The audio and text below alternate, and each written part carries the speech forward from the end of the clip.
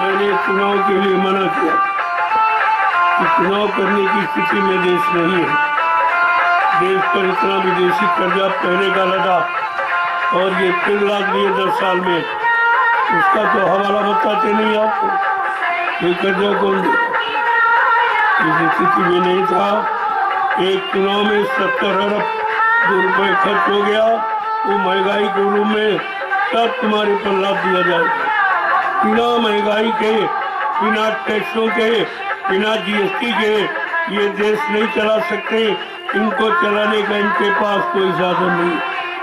आप देखते जाइए, ये गठबंधन है, साझे की सरकार, साझे की खेती, साझे का व्यापार कभी सुचारू रूप से चलता ही नहीं। ये बीच में खलबंदली हो जाएगी। मध्यवर्ती चुनाव में फिर आपको 70 अरब रुपये खर्च करना पड़ेगा। लिहाजा देश पर बैलेंस बढ़ता चले जाएगा। इस पर किसी का विचार नहीं। सब अपने अपने स्वार्थ की और इच्छाओं की पूर्ति में लगे। हमें कोई पद मिल जाए तो बाद में हम समाज लूटेंगे और देश को लूटेंगे। इसकी इच्छा से ये विभाग बांटे। अरे भाई, सेवा करना है तो देश के किसी कोने से शुरू कर दो। क्या कोई जरूरी है कुर्सी मिले तभी सेवा हो, पद मिले तभी सेवा हो, मंत्री बने तभी सेवा हो, प्रधानमंत्री बने तभी सेवा हो? अरे सेवक के लिए तो कुछ चाहिए ही नहीं।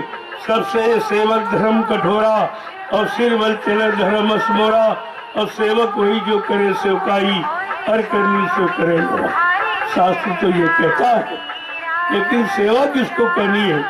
सब अपने अपने स्वार्थ की सिद्धि, अपना उल्लू सीधा करना, अपना पद, अपनी कुर्सी बचानी है। इसके अलावा किसी को किसी की कोई चिंता नहीं है। ये तुम्हें धोखा इतने दिनों में दिया गया और अब भी दिया जाएगा। ये धोखे की राजनीति है, कभी समाप्त होने वाली नहीं है। इसलिए अब देश को अच्छे, सच्चे, ईमानदार, चरित्रवान, त्यागी, तपस्वी, शाकाहारी, सदाचारी, ब्रह्मचारी लोगों की जरूरत है। बिना इसके देश समाज का कल्याण नहीं होगा। आपको ये बात माननी पड़ेगी। ज्यादा समय नहीं है। यही एक पंचवर्षीय योजना, इसी में सब कुछ हो जाएगा। इसी में सुधार हो जाएगा, इसी में परिवर्तन हो जाएगा, इसी में कलयुग जाएगा, इसी में सतयुग आएगा। ये तो कि पहले भी आपसे कहा था, जिन लोगों ने स्वार्थपरता को लेकर गंदगी फैलाई है, मैं इन्हीं लोगों से गंदगी उठवा दूंगा। हमारे प्रेमी भजन करेंगे। इनको किसी चीज की जरूरत नहीं है। इनको अपने जीवात्मा जगाना, परमात्मा से मिलाना, इससे बड़ा कोई कार्य नहीं है। और इस काम को कोई धार्मिक और कोई राजनीतिक ये आपको नहीं चला सकता। ये संत महापुरुषों का विषय है। ये तुम्हारे विषय को वही हल करेंगे। तुम्हारी सारी समस्याओं का समाधान वही करेंगे। उनके अलावा देश में किसी के पास समस्याओं का समाधान नहीं है। समस्याएं उलझाने और बढ़ाने का समय है, तो मतलब आपको सोचना चाहिए। अभी आप नहीं सोच पाए हो, आगे सोचना पड़ेगा। मैं बराबर मना करता रहा कि चुनाव मत कराइए, चुनाव मत कराइए। ये देश की राजा और प्रजा के लिए अच्छा नहीं होगा।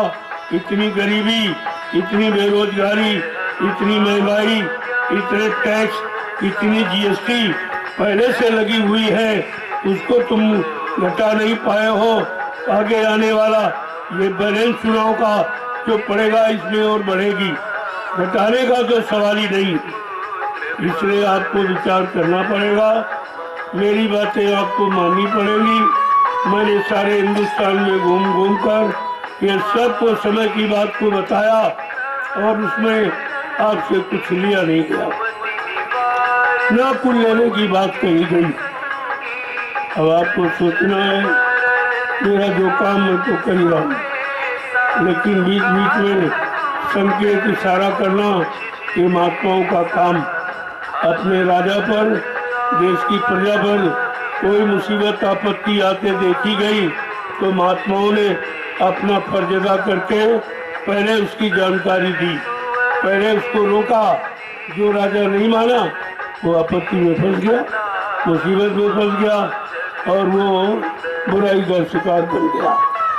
इसलिए मैंने तो बहुत बार इशारा करके बताया और ये कहा तुम हिंदुस्तानी अगर हो, तुम्हारे में सच्ची भारतीयता है तो आपको सच्ची भारतीय बनने के लिए भारतीयता अपनानी पड़ेगी, अंग्रेजियत छोड़नी पड़ेगी।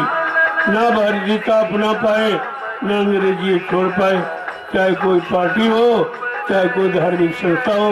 मैं तो सबके लिए कह रहा हूँ, कोई अभी भारतीय नहीं है और कोई हिंदुस्तानी नहीं है, कोई भारतीय हिंदुस्तानी कहलाने का अधिकार नहीं है। न तुम्हारी भारतीय वेशभूषा है, न भारतीय तुम्हारा शुद्ध खान पान शाकाहारी सदाचारी बनने का है, न तुम्हारी भारतीय हिंदी संस्कृत भाषा है। तुम किस मुझ से अपने आप को भारतीय कह रहे हो?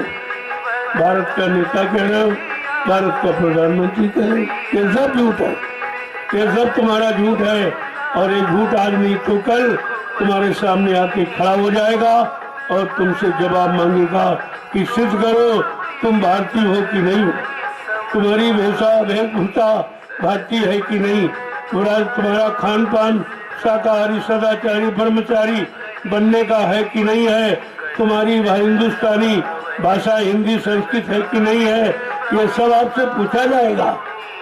वो समय आ रहा है, ये सच्चाई सबको बतानी पड़ेगी। अपने स्वार्थ लोभ लालच का जो भाषण दे रहे हैं उसमें कोई सच्चाई नहीं, कोई भारतीयता नहीं है, कोई उसमें भारतीय सम्मान नहीं है, उसमें भारत की कोई बात नहीं है, भारत की कोई गौरव गरिमा नहीं है। इसलिए मैं बार बार इस बात को दोहराता हूँ। जय गुरुदेव, जय गुरुदेव, जय गुरुदेव। नाम किसका? प्रभु का प्यारा नाम।